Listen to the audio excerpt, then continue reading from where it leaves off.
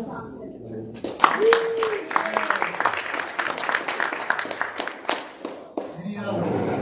other guests? Cliff, you're standing up. You got a guest?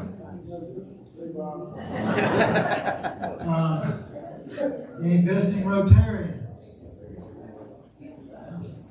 Well, I see we do have another guest here today. Aaron Nelson. It's good for Aaron to come around the corner of Festus Drive. Turn right up here to get lunch with us. Yes, glad you came. You need to come back some more. We're glad to have you anytime as a guest. He's not really a guest, he's the keynote speaker today, actually. Oh, you're speaking? Yeah. What, didn't you just do that? He's so good, we asked him to come back. Welcome back. Yeah, thanks, guys. Some of you guys been here a lot longer than I have. Have we ever had a speaker come back like 2 weeks after he already spoke?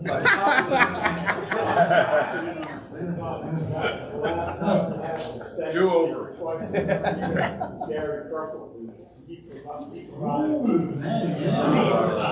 Good stuff.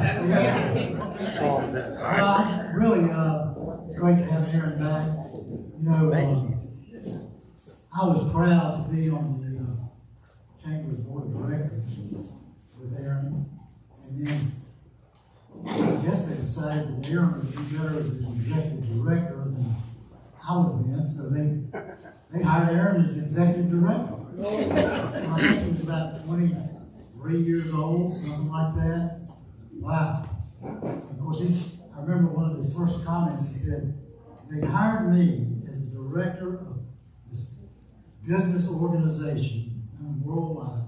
He said, I've got a degree in philosophy.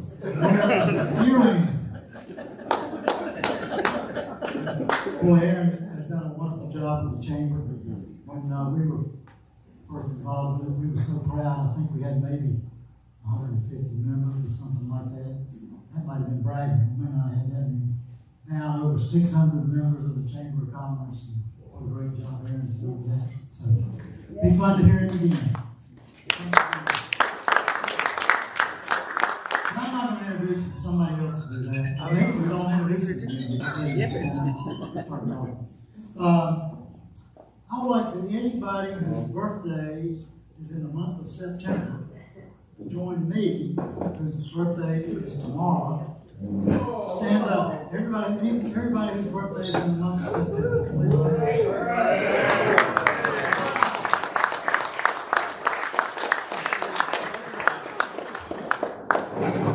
You know what you can tell when there's that many birthdays in the month of September? It's a good holiday season.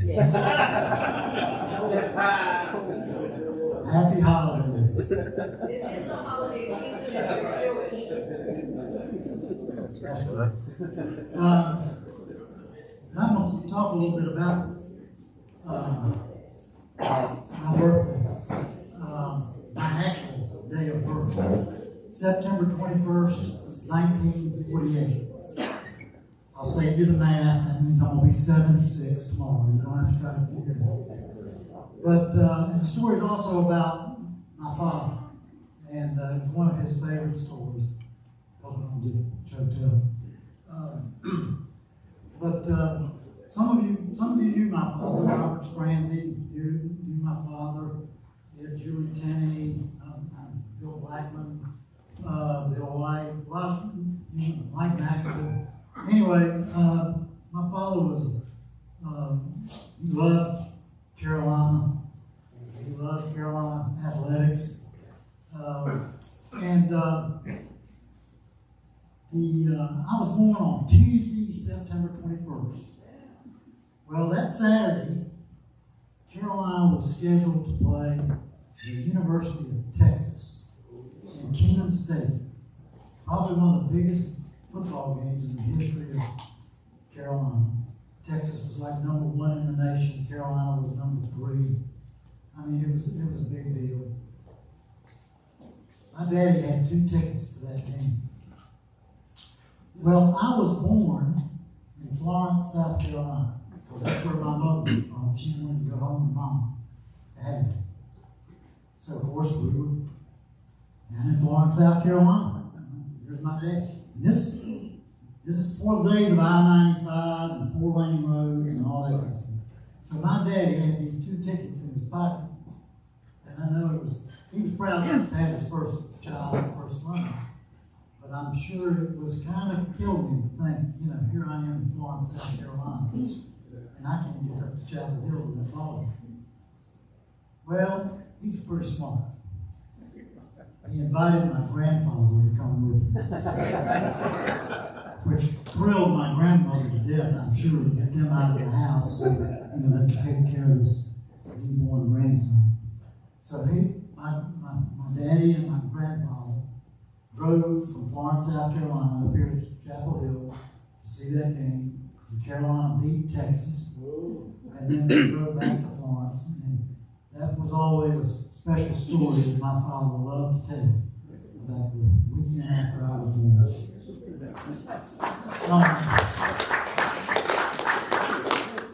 In the interest of time, y'all might have noticed I don't have any technology I'm using. So it's just the old-timey way. But one story I'll end with, and this is a story came from a legendary high school and college football coach in the state of Texas named Spike Dykes. I'm sure in Texas it's Spike Dykes. But his story was, every morning in Africa, a gazelle wakes up and he knows he must outrun the fastest lion or he will be killed. And every morning in Africa, a lion wakes up and he knows he must run faster than the slowest gazelle or he's going to starve. So the moral is, it don't matter whether you're a lion or a gazelle. When you get up every morning, your butt better start running. Y'all have a good weekend. I'll try to think about you next weekend when I'm sitting on the beach in Ohio. All right.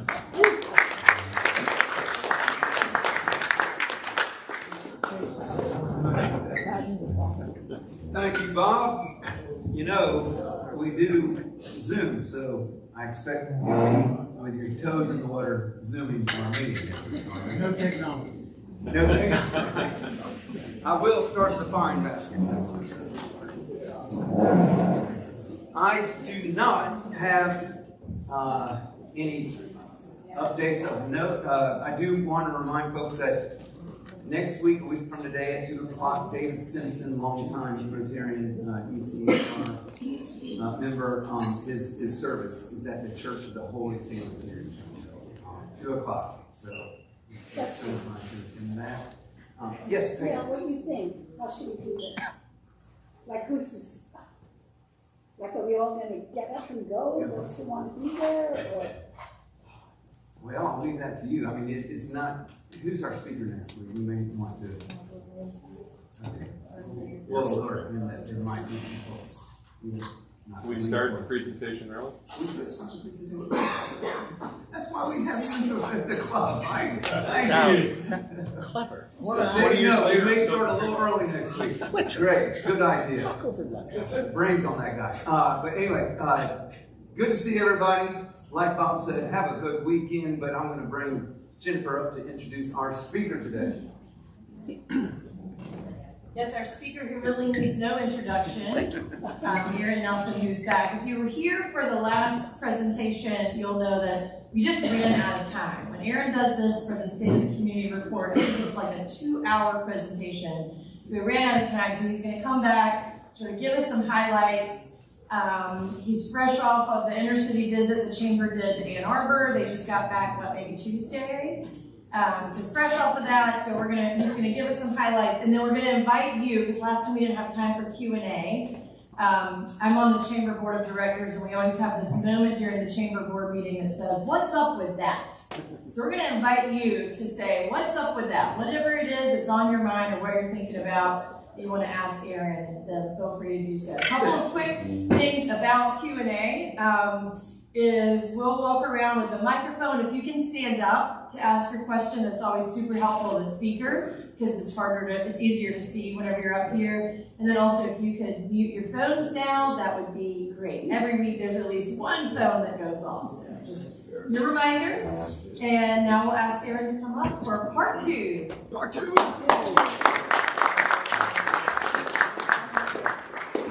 Don't mind if it rains, if you don't mind if I answer it. So if it starts raining, just come on up and we'll talk to whoever it is in front. It doesn't bother me at all. It's really nice to hear Bob Ward. Bob was on that committee that hired me. I served on the Chambers Board representing the university.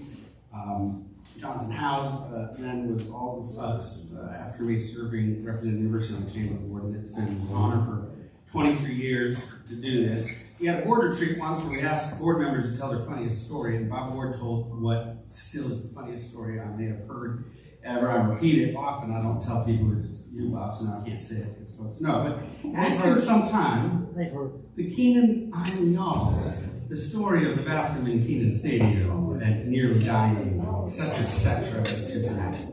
We're going to start with a little bit of trivia, and then I'm going to ask you if there's key things you want to make sure are on the agenda today. First, since you guys are a little local trivia, somebody asked me recently, what is UNC? And I see it everywhere. They come into the chamber office and I keep seeing these signs everywhere. It says UNC. I guess it's UNC. So I'm going to ask you, these are ones you might also know. Franklin Street is named for, just yell it out. Right, and Rosemary is named for Rose and Mary, who lived on opposite ends of this street. Name 2 other names for the town of Carrboro. Something that Carrboro was called before it was called Carrboro. West End and Venable. Very nice. If you want to. Not Little Buddy to Chapel Hill, not East Chapel Hill, or West Chapel Hill. What was yours? Unicorn Borough. Unicorn Borough. No, they haven't done that. I have been told that Miss Venable, Paris of the Piedmont, it's got some good slogans. I'm told that that Venable himself played football for Carolina. They let faculty and staff play. I'm trying to find it. I can't find it. It turns out there's several pharmacy faculty members who played for the football team in the late 1800s. You're allowed anybody to play. Can you name a city up north that is named for an Orange County resident? It's a big city in the state of New York. Mr. Rochester grew up, spent some good time in Orange County before he wandered north and founded himself a city. And then my final local trivia will go back to when you all may have been in elementary school and had to learn the counties. Can you name the 4 counties in North Carolina named for women? Dare, Virginia Dare. Mary Wake was her name. Charlotte of Mecklenburg would have been her name. And then, it's a little bit of a cheat, but the word Perquimans, Perquimans County, the word Perquimans means land of beautiful women in the Yopin language of the folks who live there. All right, that's the fun you get to take to your friends, scribble notes quickly, entertain others later. I showed you this photo last time. For those that weren't here, we're changing our view of ourselves a little bit as a community, and this is a view that we believe we have of ourselves. And then I backed that photo out a little bit, and this is Chapel Hill again. So Chapel Hill that we think of ourselves as, I think we think of this 2-story, 3-story, more small, 3-story, but backing out, that's the same church in the photo, to see what is happening in our community. And now some of you don't go downtown, you tell me that all the time, thanks. But there's some very exciting things happening in the downtown. That's Rosemary Street on the left now, that you see far more active than it has been in the past. New housing. Downtown is a focus of where our community is looking to grow housing and development. I think will continue. We want to make sure downtown is a place that feels like its own place, not that you can be anywhere in the USA. So I would expect a lot more downtown conversation over the next 2 years, including a new master plan that will change how that streetscape works. The sidewalks are not wide enough, for example, for the outdoor dining that we desire. How many more residents do we want to bring into the downtown so we can have a 24/7 economy that works 12 months a year? When I was here last time, I shared with you, we did some myth busting. I'm going to hit a few of those highlights and get into some new stuff. And that is that we are growing slowly. Though we feel like it's growing quickly, we're really growing slowly. It's the slowest growing decade in history since we've been counting. The 70s was a big growth year only because students for the first time were counted in a college town, not where their parents lived. So that gave huge population growth, though they had been here before. And that was the decennial growth. But if we look now, this is us compared to our neighbors. We're still one of the smaller counties in the region, though Chatham's doing its best to try to pass. So we're just growing at just 1.5% per year. The traffic is a different thing. Traffic is an expression of people moving through and between places, not about the growth actually in our community. It's a lot of it is Chatham County passing through, or people moving away to Durham, and that's because we are really importing our workers from other places. It's still pretty substantial, but it's a very slow growing place. The apartments, we start to see it being taller than it used to be, and that's because we don't get to spread out the peanut butter all over the bread anymore like Southern Village or Meadowmont. There's not a lot of undeveloped land, and so the development is now physically in our viewshed and not like it used to be. But in terms of density, we went to Ann Arbor just recently. They have twice the density, nearly twice, a little less than twice the density, people per square mile. But even with our projected growth, we'll still be one of the least dense places. We talked last time about the in and the out commutes, where 70% of our residents go to work somewhere else. Every morning, wake up, go work in a different county, and then in the morning, 74% of our workers drove into us from somewhere else. A little color commentary on that is that it has huge negative impact on civic participation, on engagement, on voting, on coaching soccer. Because you're disconnected from the community where you work, you'll have the time to coach soccer as much as you would have, for example, and they say for every 10 minutes of commute time, civic participation goes down pretty substantially. You're disconnected. Now, if we were to, the labor shed, if we were to erase these county lines that we drew in the 1700s, that labor shed, that sort of 20-minute drive radius to campus, is an area that we're trying to focus on. And that these municipal limits that were drawn really forever ago shouldn't be what we think about. The only people who should really care about that are local government people, and we're trying to encourage them to stop caring about that, right? Where Chapel Hill can have affordable housing in Carrboro. Our affordable housing 2 miles south of campus might be in northern Chatham. But for a long time, we've thought it had to be in our city limits, had to be in our county limits, and I'd encourage y'all to think about it in a labor shed. Our jobs are going much faster than actually our workers, and then we showed you where, last time we showed a little bit about where our people drive to. This is us, this is Orange County residents. I'm sorry, the other way around. The workers in Orange County came from these locations, this huge in commute. And then the out commute generally drives to the park and to Raleigh, but the in commute from everywhere. So when you hear lots of conversation about needing to grow the supply of housing, it's driven by this. That if people work more proximate, or live more proximate to the places that they work, lots of things get better, right? The pollution, the particulate matter, the need to pave additional roads, the transit systems work a whole lot better, so the participation goes up, reliability of employees, wages. You don't have to pay as much for that person to drive past 3 jobs in order to get to you. And so adding more housing into our market is a key priority for us, and is a key priority. We're in Ann Arbor, it's their top priority. They are growing a substantial amount of housing, much taller than we are, in their community. But this is, I think, some of the drivers on the conversation that you're hearing about housing. We were in Boulder, Colorado 10 years ago, and back then a $900,000 split-level ranch built in the 50s. I'm like, that's crazy. But that's what's going on now also. We said to them, well, where do your workers live? And they were like, oh, like 45 minutes away, it's fine. And so that commute pattern happening there, and that was the ghost of Christmas future for us. Our housing prices are expensive, our rent is also expensive, but y'all, it is expensive everywhere right now. And we're not substantially different than our neighbors, and you see that Chatham County even more expensive. And those prices are just growing fast and out of control. I said last time we talked a little bit, let me just move to some of the reasons, is that we're not building anything locally. We've really, great article about why progressives are opposed to new housing, and it's an interesting article about that, but we have been long opposed to not adding supply, but increasing demand is really driving our pricing. Rent is similar everywhere though. So currently a 3-bedroom 2,100. The average 2-bedroom currently on the market, like right now, if you went out to rent in a multifamily, the average 2-bedroom is 1,500.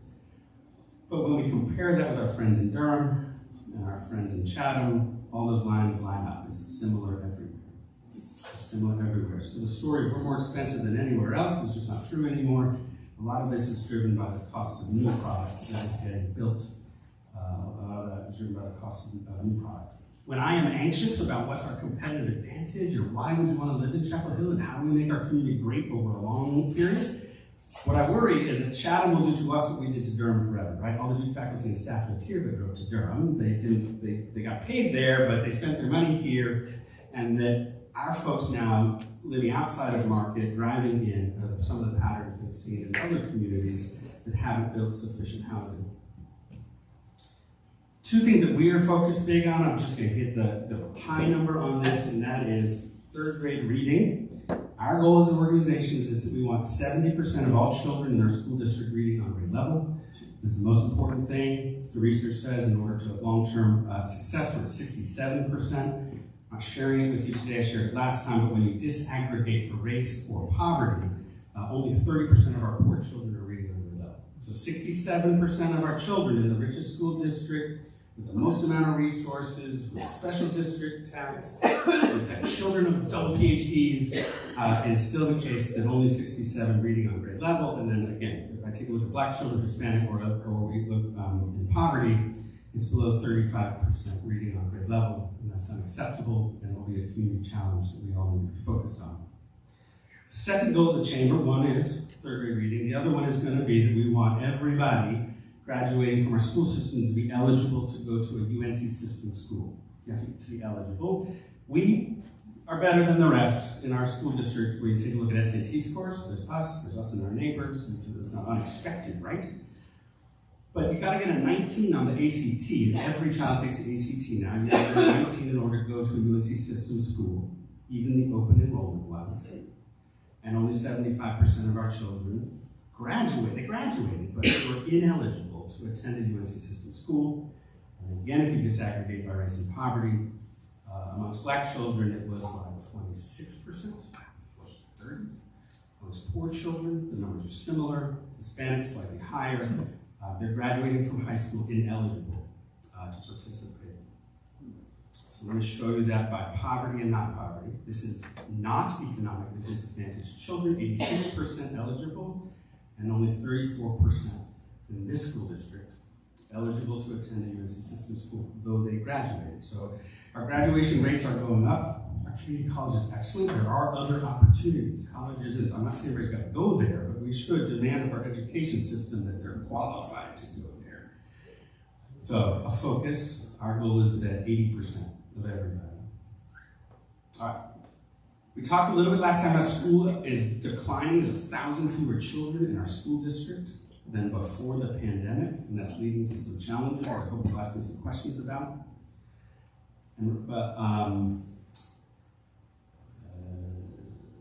So let me just, on that for a second, well, we'll come back to say a little bit about that. Retail sales, the economy here is humming, continues to grow even through a pandemic. Other people growing a little bit faster than us, but we still have the money, we still have the resources. And I just want to remind everybody where it goes. If you buy something in Hillsborough, Carrboro gets paid the same as if you bought it in Carrboro. If you buy it in Chapel Hill, Carrboro gets paid the same as if you bought it in Carrboro. You got to buy it in Orange County for the sales tax to be distributed, but for all the sales that takes place, and I told you it's going through the roof, right? So the retail sales are just growing and growing and growing, and then the funds get distributed. Orange County keeps 58%, Chapel Hill gets 26%, Carrboro gets 10%, regardless of where the sale took place in the county. And now in North Carolina, the county delivery of sale is where we pay sales tax, not the county origin of sale. So Southern Seas, when they were alive, let's use Fleet Feet, if they ship your shoes somewhere else in the county, in the state, they will pay the sales tax to that county. Hey y'all, why would Durham get any of our sales tax? Because there's 12 citizens of Durham that live in Orange County. It's a little teeny piece of Durham City that is in Orange County. So they vote for Durham County, they vote for Durham Town Council and Orange County Commissioners. But there's just 12 of them. So this is based on population. Our downtown is back. In terms of foot traffic, pedestrian counts are back to pre-pandemic levels. We've got a cool system called Placer. It tracks you on your cell phone and aggregates the data. Disaggregates it, keeps you out of it, but we see the information about foot traffic. And we can actually see it by day. You see National Championship, you can see Halloween, you can see pandemic. But Durham is not back, so this is good news. When we look at downtown Durham, foot traffic is still way, way down. And it's very good to see that in Chapel Hill, our foot traffic is back. Businesses still complaining. Actually, resale sales are up, but retailers struggle. We're buying it a lot from Amazon, but our retailers still struggle. At least folks are walking around. You are very lucky that you live in Orange County, and because of that, you live a wee bit longer than your neighbors in Boulder, Colorado, because of the a little bit mellower. You're allowed to do marijuana and other things there, so they a little less heart attack, a little chiller approach to things. So 82.2 is the average life expectancy. Y'all are going to live a good year and a half longer than your friends in Durham and Chatham counties. Orange County, highest life expectancy. And in each of these next ones I want to show you, I'm going to give our neighbors in the light gray and then communities we admire on the other side. So college towns similar to us or other places that we mark ourselves against. We're driving much better than our neighbors in terms of motor vehicle crashes per 100,000 people. Thank you for paying attention. Aaron, that statistic back there, was that measured by birth? This is, no, it would probably be the average age of death of an Orange County resident. Not if you were born here. So if you live in Durham County and you want another year and a half, you just move over. Now, I'm told the last year and a half is not that great, so it could be you don't want it. But it's not about if you were born here, it's about the resident. It's also not about where you died. You could have died in Durham, but you're an Orange County resident, so that's how life expectancy. Drug overdose deaths we've been paying a lot of attention to. The fentanyl, you may have heard, rates are way down, actually so far down that public health professionals are having trouble explaining it. But a good 20% reduction in overdose deaths happening across the country, but we have been one of the lowest in the state throughout that. Doesn't mean our sheriff isn't incredibly concerned about it, and it's one of his top priorities. In terms of public health, we're doing quite well. For drinking a bit more, this is having more than 5 drinks at a sitting, or having more than 5 drinks in a day, sort of binge drinking. Heavy drinking, I think, and they ask you like in the last 30 days. So 20%, and then look, even though in Boulder they had alternatives, they still adults with obesity, myself included, will move on. Child care centers per 1,000 children. One of the key priorities for your chamber is going to be growing the supply of child care facilities. When we survey businesses, they tell us the #1 problem is keeping and finding employees. When we ask, tell us more, they say housing and child care are the 2 things that are keeping people, keeping them from finding the people that they need. And it isn't that mom is staying home and can't go back to work because there's no child care. It's a little bit of that. A lot of it is there's no child care near where she works. So moms left the workforce, they're back now. The #1 group not in the workforce is 18 to 25-year-olds. But moms or dads, but it was principally moms in the pandemic that got out. But child care proximate to your place of employment, or proximate to your work, to your home, is going to be one of the things we're focused on. We need to grow the supply. And it is expensive. This is the percent of household income spent on childcare. And if you're spending 30% on housing and 30% on childcare, there's not a lot left to eat with and transport yourself and make payments on things. But this childcare cost of 2 children as a percent of median household income. Good news, teenage pregnancy is way down. Way down. Actually so low, sometimes immeasurable. This is 15 to 19-year-olds. 19-year-old having a baby is different than having a 15-year-old having a baby, right? So when we look at 15 to 16-year-olds, or 15 to 17, it's immeasurably low. It's in the statistics, can't keep up with it as much, near 0. And our minority populations, teenage pregnancy also way down from 50 births per 100,000 females to now just 10. Some of you have been in presentations with me where I tell you why that is. If you want to ask later, I have theories on why that is so low. Let's talk poverty in our community a little bit. So one of the richest places in the state of North Carolina, the third highest per capita income, great educational opportunity, and we were seeing poverty declining everywhere. So this is North Carolina, Orange Island, Chatham. You don't have to pay attention to it, you can see they're all going down. And then we're on a delay. This is the newest data we have, it's 2022.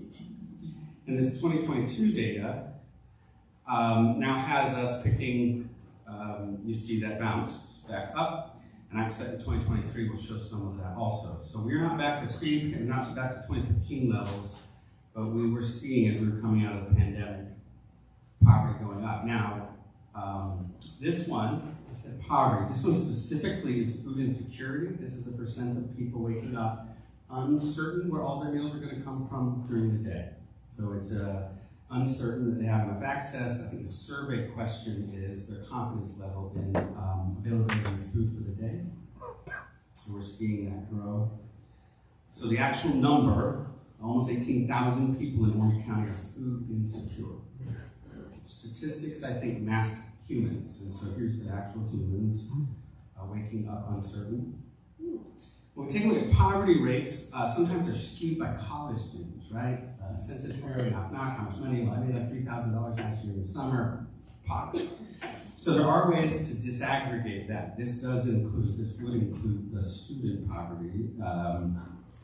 But one way to take a look at that is to look at children in poverty. So let's look at children in poverty, and the good news is getting better. So there are 4,800 children in poverty. By the time 12 years later, we're seeing a reduction from 70% of children in poverty to 11%. Wages are going up, somewhat because of the pandemic, wage push up. And at this time, in 2022, the federal government was giving, you could get food and nutrition services and get wages go up. Sometimes when your wages go up, you lose the benefits. And we stopped testing, means testing people. So we were both giving you the federal supports and you were making more money, and so we closed the gap.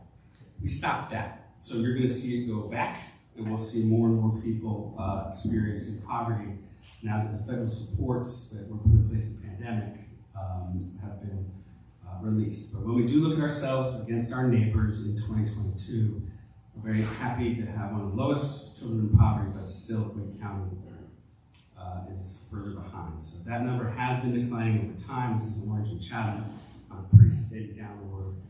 And Chatham's almost cut in half, right, from 22% down to 11%. So these are good news. When I look for a canary in the coal mine, this is the federal government reporting its information, but we actually can take a look at, by month, people going to our food and nutrition services and requesting help. So this is every January in Orange County, how many families and how many individuals were getting, we used to call it food stamps. It's now called FNS services, food and nutrition services. And we were back up to the recession high. So in 2007, we got to this peak in a post-recession. We were down and now back up over the 2-year period. However, back to federal supports, cash payments, and wages going up, we did see that decline. Now, when I share this in front of the head of the Interfaith Council for Social Services, she'll say, bullshit. That's not true at all. We have never had more requests. So there's two weird things going on. We have data, which and then experience. And we're hearing from our social service providers a great deal of demand remaining. But when we look at some of our federally reported information, we are seeing a return to pre-pandemic levels. Still unacceptable that 9,000 individuals in Orange County, North Carolina, make insufficient wages to feed themselves and their families, but did want to share with you what we're seeing. On homelessness, we do an annual point in time count. There's 126 homeless people when we go counting. Then you see the breakdown, people living unsheltered, and then people being considered chronically homeless. So homeless and chronically homeless are different things. And And a general pitch I can share, or information I can share with you about it. Chronically homeless, well, the homeless, you could be homeless if in between 2 rents, your 2 months, your rent ended, you're living on a friend's couch for 2 months, your rent's gonna start again at another location. You could be homeless, but that would be chronically homeless. Chronically homeless is a number that we care a lot about.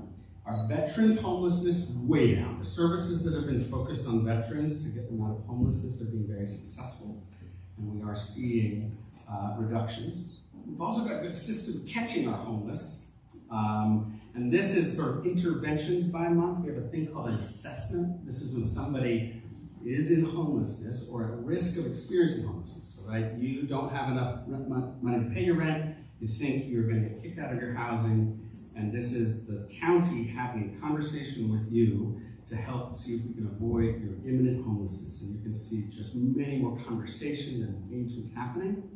And success is what they're getting is by engaging those folks and then placing them in housing. So the number of folks that are prevented or diverted from homelessness and placed in housing has been improving, and this is good news. Now, I showed you a number, it's 136. Having a conversation with a friend in Eugene, Oregon. Eugene, Oregon is a town not that different than us. It's Chapel Hill plus Carrboro in a college town, etc. And they have 3,000, and we have 150. And I was like, what's up? And they found an epidemic of homelessness, and the downtown is very, very busy. And we're seeing it in Asheville and some other places where homelessness is really spiking. We're not yet seeing what I anticipate is coming our way, and that is increased homelessness and people migrating, if they're able, to communities that are progressive and supportive can sometimes improve. If you have a choice to be homeless in Fargo, North Dakota, or in Key West, you can sometimes choose Key West, though poor people are not super mobile, so a lot of that migration isn't people. It's really hard to move across the country, but we are seeing communities that are progressive in nature with real gains and poor systems on how to engage with others. So I don't know if that's coming our way. We've anticipated more of that's coming our way. My final thing I'm just going to share with all this conversation about inflation, and so we did a little exercise and to see what was happening to us. So we do a thing called the cost of Chambers of Commerce across the country. Every quarter, I send somebody shopping forever. And they have a very specific list, and we're part of a thing called the cost of it's COLI, and it's done by ACRA for a while. It's the Council of Community and Economic, you don't need all of it.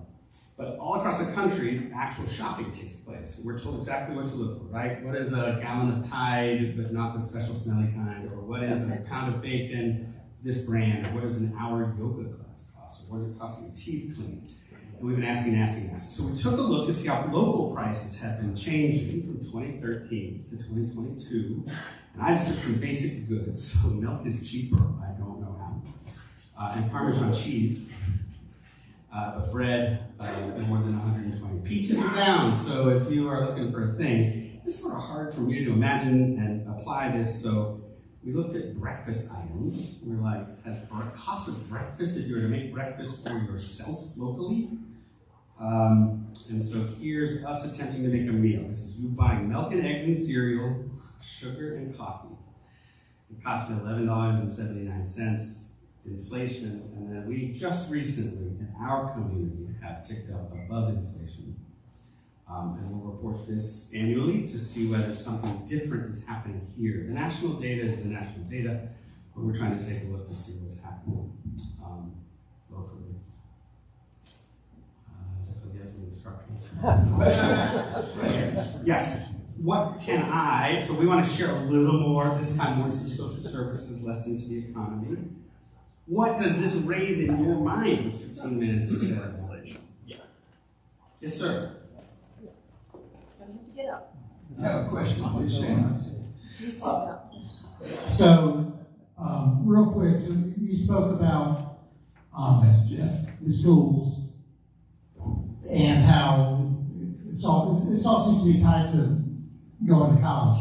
And I feel like we should be splitting off to where you have that group, but also have another, let's say, programs set up for the kids who want to go in the trades or whatever, and they probably shouldn't necessarily be counted in that. I bet if you did that, you'd have much higher scores for your college bound? Is this something the town has thought about? There are all, yes, if we only test the population that we think will give us the best results, we'll get the best results. What I want folks to have is, that came out snarky within, it was in my head. What I'm hopeful for is that we give people options, and if you wish for, but I find that ACT is a general measure of your understanding of the general things that you were taught in high school, and because everybody takes it, it's a pretty good measure.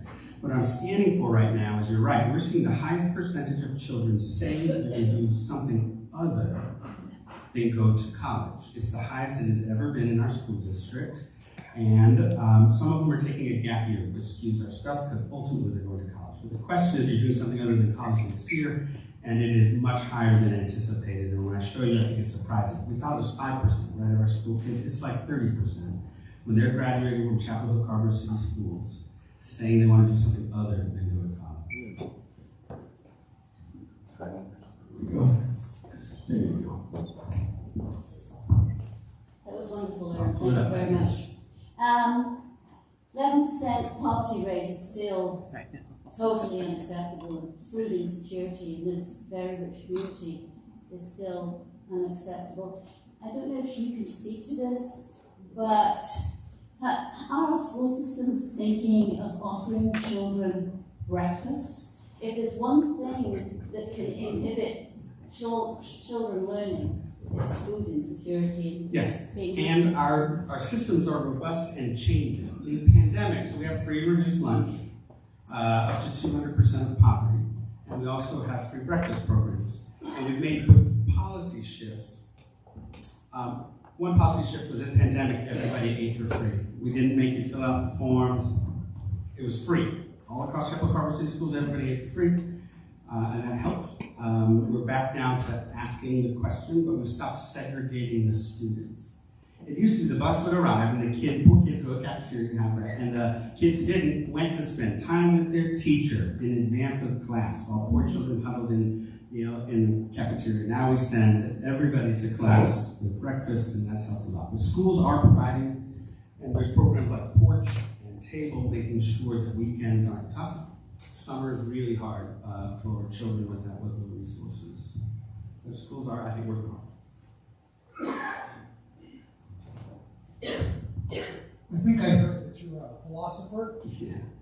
What school has been most helpful to you? The word philosophy makes most microphones just like. Is that better? Yes. As a student of philosophy, which school has been most helpful to you? Is there a philosopher most helpful to you? Is there a school you belong to today? My thesis was on civil disobedience and whether you have a responsibility to disobey unjust laws. It's an interesting. And then, and I think you, my thesis at the time was yes, but you are required to take your punishment. You can't then, Martin Luther King's letter from Canada is different than letter from a Birmingham jail. And it's much more powerful to move your movement and take your punishment. But in general, I think the not treating people as a means to their own end, to your own end, I'm more in the Kant space of how we ought to be behaving. Let's do things and behave in such a way that we would wish that way to be a universal law. Let's behave as we wish others would. I will, and the golden rule, though, I'll tell you, the golden rule is terrible. I hope this isn't the first time you've learned this. The golden rule is terrible, and your marriage will speak to it. Treating people the way you want to be treated is a terrible strategy. I hate my birthday, I don't care much about it. I treat my wife that way, bad idea. So the platinum rule of treating people the way they want to be treated, not the way you want to be treated, is a much better go. And I don't know if that was Kant or Descartes, but one of them I'm sure. And I put that in there. Aaron, thank you very much. Aaron, we see this just explosion of apartment buildings all over town. What's the rate of occupancy and what's happening to rents? And what do you think is going to be happening? Awesome. So explosion, I will call this a hyperbolic response to 1% population growth. We need 500 more units a year, every year, in order to meet the babies we're making. Most of our population growth comes from birth and death being off. We're dying slower than we're being born locally. So if not another person moved here, we need to build more housing. and it's slow, but it's visible, right? It's physically visible. So those units that are coming up out of the ground are at 90 whatever % occupancy. When the occupancy is down, we all benefit though, because then rates decline. So when we added all the units, rates stayed stable. Rates were going like this, then we added all the units and rates went like this, and actually apartment rates are down 4% over the last 2 quarters because of supply. But we're gonna fill those up in a minute, and then we'll be going this way. So when we add supply, we keep rates fairly stable, and when we don't, they're jumping up. And they're visually striking, but it is pretty small compared to, we're having like 3 people, 4 people a week move into Orange County. Wake County, 65 people a day. It's an elementary school classroom of children every day moving into Wake County. And ours is much slower. Mike? Just out of curiosity, the decrease in Carrboro, Chapel Hill schools, what % of those is due to migration to private schools or charter schools or et cetera? Almost none. No. Okay. It's really surprising. I don't have a slide I can show, but it is not a migration. So it's 1,000 fewer. Let me tell you why I think it's 1,000 fewer. I think it's 1,000 fewer because of interest rates. I think that in Southern Village you would have moved out when your kid turned 19 or 18, but you got 2 3/4%, and you're not swapping that for 7% anywhere. So people aren't making way for the person who would have come in with a 4-year-old. So the migration, the amount of houses selling is down. So in some of the neighborhoods there were big children producers. The second is the type of housing we're building. The type of housing, we used to have a lot of stranger danger. We build an apartment, we'd be like, oh, it's going to make all these kids for our schools. Turns out it's more than 3 stories. In this community, people don't raise their children there. And so the new apartments are not producing any children. And Meadowmont, those apartments that can see the elementary school out their window, there's only 1 child in the entire condo and apartment complex, though they can see it out their window. And so the type of housing is not making children. Fertility rates are slightly down. There's some things happening, but migration to private school has been even. Migration to charter school has been pretty even. Homeschool, we see that a little bit in the elementary ages, but parents generally know they're not smart enough to teach their middle schoolers. And so, or high school, I'm sorry if you're homeschool parents in here. But some of those skills are beyond, and so we're not seeing that. Now, Orange County schools, big flight to charter. Carrboro City schools, the number of children enrolled is somewhat down. We are asking our school districts to take a look at transfers. They're trying to figure out what's up also. But because a lot of the funding is per pupil, they're hoping it grows. Aaron, this table tried to help you with the binge drinking habit. Yes, I do. But we all fell asleep. After the first beer. On the apartment deal, myth or not, when do they pay their way on property tax? On an apartment complex on day 1. The apartment complex homes don't pay their way until they're worth like $500,000 or $600,000. They consume more in services than they produce in taxes. The tax bill on my house is like $9,000. We spend $12 per pupil. So if you make a single kid into the schools, you're ahead on day 1. Our apartments, I'll just use the Berkshire. The Berkshire is worth $90 million, the one that is in the parking lot of Whole Foods. On day 1, it was, well, now it's going to be assessed. On day 1, it was worth $70 million. So it gives $1 million a year in taxes to the county, it gives $500,000 to the town, and it consumes almost no services. Almost no services. Doesn't catch on fire, domestic violence calls on police on occasion, some use of the library, occasional trip to the health department. There's not a lot of service consumption from our apartment complexes, particularly on the county side. And the county gets paid twice what the town does. So the county is a huge beneficiary. So just for scale, Morinaga, awesome. We recruited this big industrial thing. It's worth $20 million. The communities will fall over themselves for incentives for a $20 million, $30 million project. We get apartment complexes worth twice that. And they do, there's people, but those people both do tax the thing, and those people have spendable money. So we ran the numbers on what do the residents of the Berkshire spend in this market every year, and it's a ton. It's in the $90 million worth of consumable stuff. So our apartments are financially beneficial. Now, 30 years from now, they'll consume more services probably. So in Carrboro, some of those apartment complexes are not worth as much, and the people who live there, lots of more family size, and over time, apartments, when they're 40 years old, some become consumers of public services because of tenant mix and other things, but particularly early on, they overpay for themselves. Mike, a quick question. We have, my question is not two quick things. One, I saw a headline the other day and never really got down into the story about development in Orange County. Is there any chance that the regulations may loosen up and yes, the conditions may make it possible for to do that? And then if we have time, about those teenage pregnancies. So we have drawn a line, in 1984 we drew a line around Chapel Hill and Carrboro called the Urban Services Boundary, and we said that we did not want to sprawl. To protect the green stuff out there, we were going to go dense on the land within here, and we'll only extend water and sewer to those lines. So that line has existed for a long time. Roger Walden, who was the planning director at the time, drew it on a kitchen table with his 8-year-old, with a crayon. It crosses weird properties. It's not exactly how it probably should have been drawn, but it's been our line for 2 generations. 2 generations, and now there's some thinking that maybe that we've done a good job of protecting the green stuff out there, that a little bit of movement. So the town of Chapel Hill, everybody just agreed to extend from Southern Village to the Chatham County line. It was illegal to put water and sewer down there. Now you may. So water and sewer could go down that corridor and put more housing so close to our university on a major transit corridor.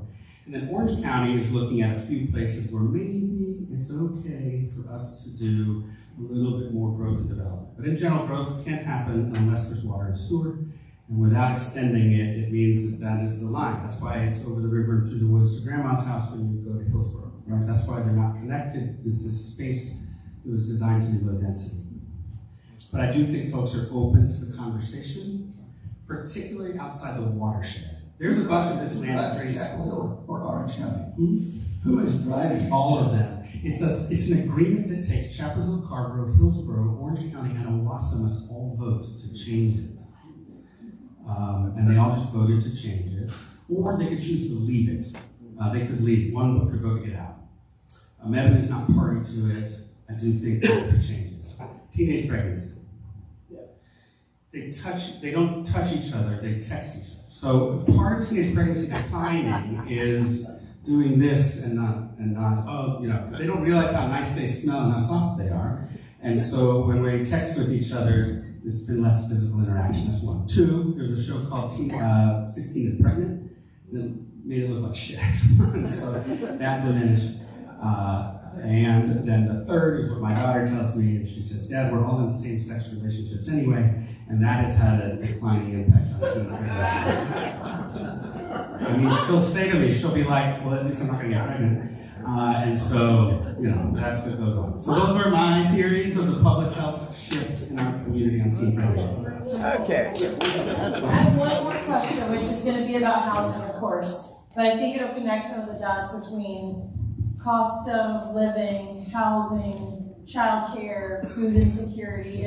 You mentioned wages. Do you have the local data? Because I think what we see at Habitat is that a lot of the folks we're trying to serve, housing increase went 50%, wages went 3%, predominantly for folks who work in the public system like the university or the hospital, whose wages are not keeping up. I didn't know if you had any We data. do, but it doesn't support what the data we have. Yes, it wasn't go as fast. If housing is up 22% and wages are up 10%, but the university will say in the hospital that wages were up 17 and 18 and 20.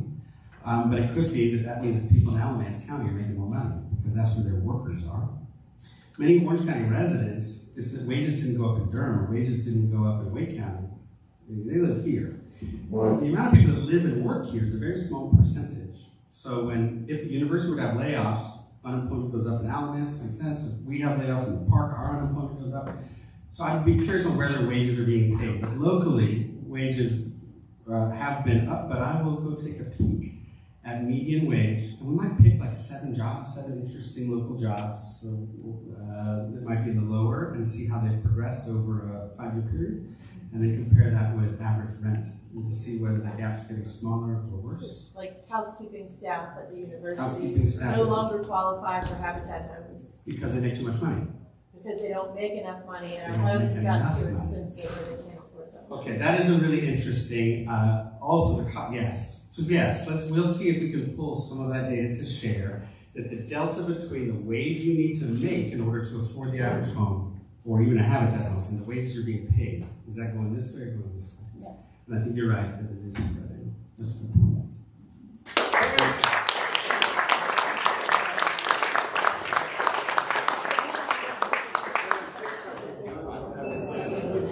Aaron, thank you, and thank you for coming back. We really appreciate it. Everyone have a great weekend. Remember, her Mike Roach is genius. We will probably be starting the meeting early next week. Thank y'all.